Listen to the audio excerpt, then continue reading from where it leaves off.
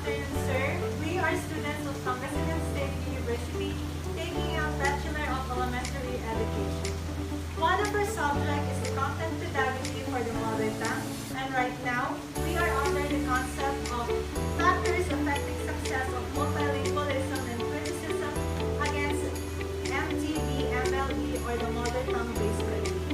In line with this topic, we are tasked to conduct an interview with the principal, and in that matter, I would like to welcome Mr. Winton Sagon, Principal of Don Aurelio Evangelista Memorial Elementary School, to answer the prepared question.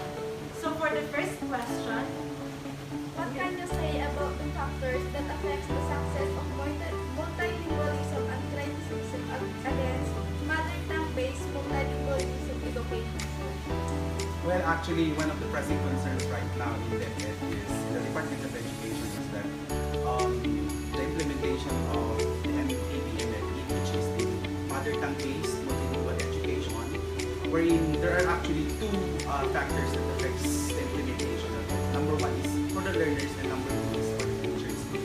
For number one, for the learners, actually most of the learners are displaced because of COVID-19, and I think there are learners which are not from the barangay, wherein they are teaching or they are using a instruction or medium of instructions that are not their mother tongue. So that is one of the pressing concerns now, especially so there are so many learners right now coming from the National Capital Region, coming from other regions, from Region 1 going to Region 1. So there are those learners who are speaking Tagalog, Filipino, Kapampangan, where here in Pangasinan we have actually multilingual medium of instructions. We have Bolinao, we have Ilocano, we have Pangasinense. So for that, learners actually understands na hindi talaga nila makikita or maaaral yung mga ibang lingwahe. Hindi nila alam yung vocabularies that we have here in Ilocano. For number two factor is on the teachers. Kasi for teachers, most of the teachers right now na-appoint, they are new teachers. Hindi pa nila alam ituro yung MTB-MLE. And then, most of the teachers that are assigned or newly assigned to a certain school, just for example, there are those teachers coming from Lingayen, assigned here in Agno, wherein they don't know the language. So, it's the implementation of the multilingual education. It's on the core of education talaga na makikita mo doon. Sabi nga nila noon, ang advantage of making MTB-MLE to succeed is that kailangan mo talagang makita yung core. Unahin mo yung pupil or yung learners at saka yung teachers. Yan. So there are so many factors that affect yung ating pag-implement ng MTB-MLE. Marami ding nag-criticize nito. Actually, yan nga yung sinabi ko kanina na that is one of the pressing concerns right now kung aalisin ba ang MTB-MLE sa ating core of education here in the Philippines or not. So yan yung isa sa mga pressing concerns. Yan. so for the second question, what are the complaints mostly received by the school regarding mother tongue-based?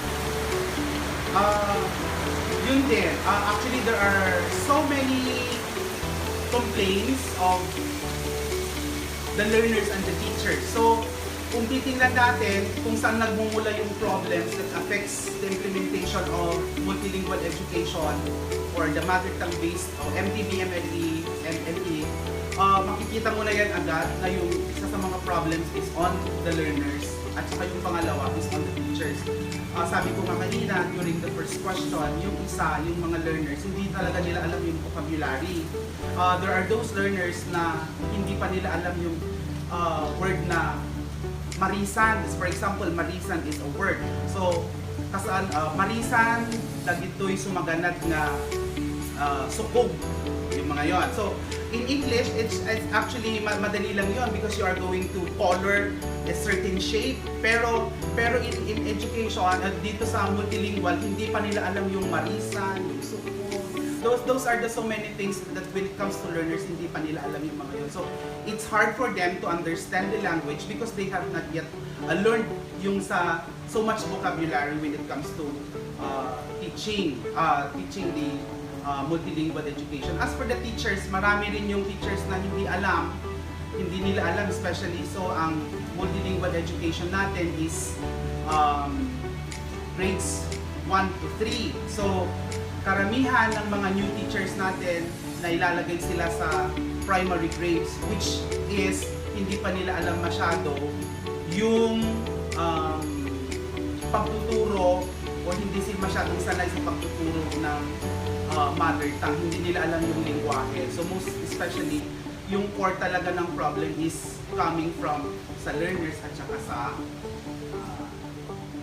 sa teachers. Yun. So, Ano pa? another question, sir. How did you motivate your teachers when there are some conflicts in successing the multilingualism? How do I encourage teachers to motivate? Or how do I motivate my teachers? Actually, sa amin naman sa school, especially so that we are an SPM level 3, makikita naman talaga doon na yung passion talaga ng teachers nandoon. So, what I do is, I encourage my teachers to teach well, love their job. Yun din naman ang isa natin na kailangan natin matutunan na when you are teaching when you are going to be in the profession of teaching, kailangan mo talaga mahalin din yung trabaho. Because when you love your work, that's one way na may papakita mo na that you will be an effective and efficient teacher. Yun lang naman, motivate, just encourage them. So for the last question, sir, what advice would you give to future educators that have effectively teach mother tongue in elementary? Okay, ulit, para at least. What advice would you give to future educators on how to effectively teach mother tongue in elementary? Okay. So, advice. Actually, there are so many advice that I can give you, but as future educators, ang isa sa pinakamagandang advice ko para sa inyo as future educators is that syempre naman ang education or teaching is the noblest profession, sabi nila. But then, if you learn to love your work, your profession, you will also learn to teach well. Yan. If you learn to teach well, you will learn how to effectively and efficiently deliver a quality education sa mga sa bata. So, yung teaching and learning process na kailangan natin, kailangan ninyo yun, maisa puso ninyo na when it comes to teaching, you should have the patience, you should have the determination, and you also must have that will na kailangan sa isang araw na uuwi ka, mayroon at mayroong matututunan yung bata sa'yo. So at the end of the day, you ask yourself, bago ka umuwi, meron bang natutunan yung mga bata sa akin? If masagot mo yon na meron silang natutunan, good. Yun yung pinaka-advice ko sa inyo. Learn to love your job. Yun yun. So, to end this interview, I would like to thank you, sir, for giving us your valuable time to help and support us with our activities. We sincerely appreciate you, sir. Again, thank you so much, sir. Thank you then. Okay, sige. Question number 1. So, ano po yung mga difficulties na na-encounter ng anak nyo when it comes to learning mother tongue? Mahihirapan silang bigkasin yung mga salita at kung ano yung mga kahulugan. Kaya minsan, mali-mali yung mga salita na nagagamit nila. Does your child uses mother tongue in communicating and in school effectively? Minsan gumagamit siya, minsan hindi. Lalo at nahihiya sila dahil mali minsan ang sinasabi nila. So, effective ba yung mother tongue when it comes to child learning? Hindi, kasi mas maguguluhan po sila sa pag-intindi ng mga salita. Minsan iba na yung nasasabi nila sa tama.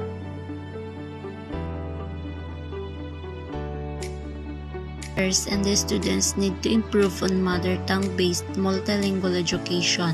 Improvement must be administered and not only one but all forms of communication. It must be evident verbally and non-verbally. It may be in the form of everyday dialogue, speeches, classroom discussion, recitation, and the like, or even in written way. Number 2, what are the challenges faced by the teacher and the student in a multilingual classroom? Some of the challenges I encountered were difficulty in translating some words and the hassle of using many languages rather than using one official language.